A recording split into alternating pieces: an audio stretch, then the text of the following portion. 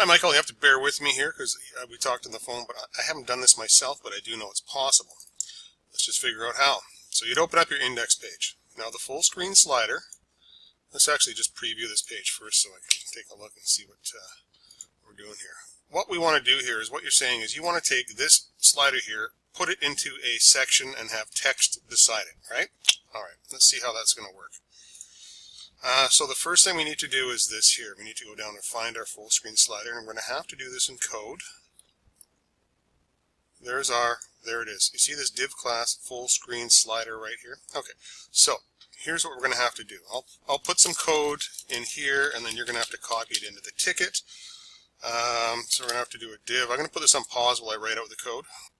Okay, so this is just right out of Bootstrap. A div class of container sets a maximum width so that the whatever content you're putting in there will be a maximum width of.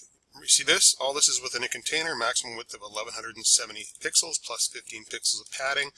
If you're going to have a slider and content like that, I'm going to suggest you use a container class because it's going to look a little bit goofy if you don't. So let's just start with that. Okay. So, and then inside here, we're going to put another div class of, cancel, let me hit fat fingers here, class of row, because whenever you're putting something in line across the page, you need a row. And inside that row, we're going to put two div classes. Okay, and these are going to be called columns.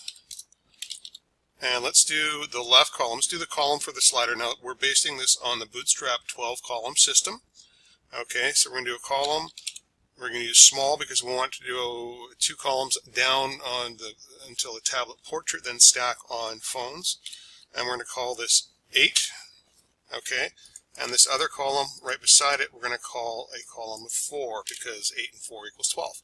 Now what we can do is we can put the full screen slider in the 8, and then you can put some random text in the 4. So let me just get that sorted out. Actually, what I'm going to do here is text goes here. Okay, and I'm going to put slider goes here. Now I'm going to copy and paste all this stuff right here into your ticket. So you can just copy and paste it right from your ticket into your page right above the full screen slider wrapper, and then you can just follow my instructions from there. Okay, so let's put all this here, this div class of container, and I'm going to comment this for you here. Container start. Okay, and right down here to container end. So you need to copy container